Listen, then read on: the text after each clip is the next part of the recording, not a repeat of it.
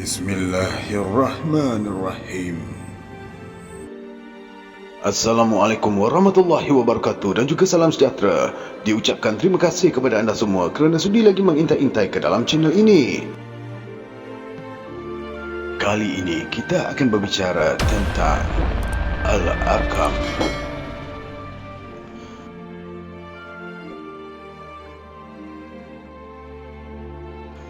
Diasaskan oleh Asy'ari Muhammad, ia juga dikenali sebagai Jamaah Aurat Muhammadiyah dan telah mengembangkan pengaruhnya di kalangan berbagai lapisan masyarakat Islam di seluruh Malaysia ini. Ajaran-ajaran Al-Arqam mendapat sambutan sebilangan masyarakat yang dikelirukan dan menganggapnya sebagai sebuah badan dakwah yang unggul. Kumpulan ini menyebarkan kegiatan dakwah Islam melalui bidang pendidikan, penerangan, penerbitan, perusahaan, perniagaan, perubatan dan pertanian. Sejarah bermula dengan 10 hingga 12 orang ahli Al-Arqam pada tahun 1968 ketika ditubuhkan. Kemudian bertambah kepada 40 orang ahli jemaah pada tahun 1976.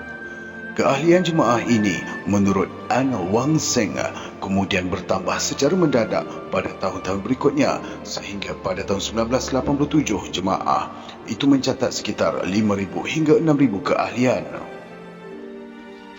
Namun, menurut bahagian hal ehwal Islam Jabatan Perdana Menteri, pada tahun 1994 dianggarkan seramai 6,000 pengikut yang fanatik dan 15,000 simpatisan. Utusan Melayu pada 4 Julai 1994 pula melaporkan seramai 10,000 pengikut. Aktiviti Darul Al-Arqam bermula pada 1971 hingga 72 di Kampung Datuk Keramat dan beroleh perhatian dan penerimaan ramai setelah bertapak di Sungai Penchala pada 1973 hingga 1975. Pemimpin kanan berikut beberapa pemimpin kanan Al-Arqam yang menjadi tulang belakang kejayaan pertubuhan Al-Arqam selama 26 tahun dari 1968 hingga 1994. Ustaz Asy'ari Muhammad selaku pengasas pertubuhan Al-Arqam. Kedua, Akhbar Anang. Yang ketiga, Ustaz Muhtar Yaakob sebagai sarjana syariah. Keempat, Zabidi Muhammad iaitu sebagai penasihat undang-undang Al-Arqam. Kelima, Haji Hasan Mukhtar. Keenam, Khairil Anwar Ujang selaku peguam. Ketujuh, Syuaib Sulaiman. Kelapan, Ibrahim Muhammad. 9, Jalani Kasmani. 10, Khatijah Aam. 11, Khatijah Din. Dan 12, Pak Saleh.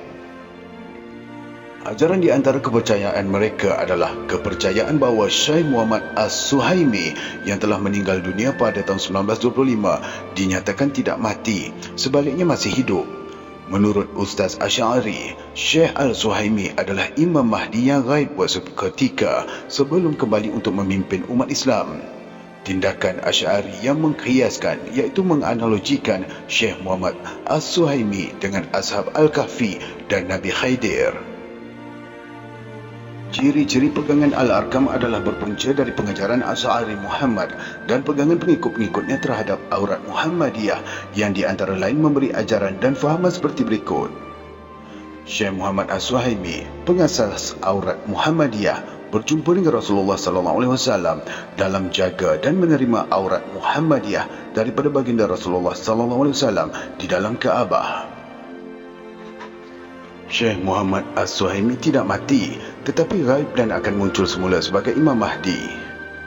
Syekh Muhammad As-Suhaimi adalah khalifah Rasulullah SAW dan meletakkan setaraf dengan Khulafa Al-Arsyidin. Rasulullah SAW, para sahabat dan para awliya didakwa boleh ditemui secara jaga iaitu majlis yaqazah selain melalui mimpi.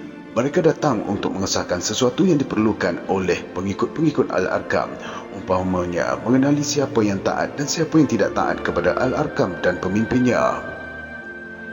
Syekh Muhammad As-Suhaimi dipercayai kononnya boleh datang menolong apabila diseru namanya. Asy'ari Muhammad dipercayai selain seorang yang soleh, wali yang mempunyai karamah adalah seorang mujaddid akhir zaman. Asy'ari juga mendakwa dirinya dari keturunan Bani Tamim, iaitu satu rumpun dengan keturunan Nabi Muhammad SAW yang memegang panji-panji Al-Mahdi. Meluaskan pengaruh sememangnya pertumbuhan ekonomi, dan luasnya pengaruh tidak harus dijadikan piawai yang mengukur keberhasilan dan kecemerlangan organisasi dakwah tertentu. Tidak dinafikan aspek kewangan sangat penting untuk keberlangsungan sesuatu gerakan, namun banyak lagi faktor lain yang perlu diambil kira seperti aspek kepimpinan, keagamaan, keilmuan dan keintelektualan, kepengikutan, pengurusan, pembinaan dan lain-lainnya. Sebanyak 52 buah kedai runcit dibangunkan di seluruh perkampungan Al-Arkam, 20 buah pasar mini, 36 buah kedai buku dan alat ibadat, dan 18 buah restoran di seluruh Malaysia. Al-Arkam juga memiliki 56 buah kilang perusahaan di seluruh Malaysia.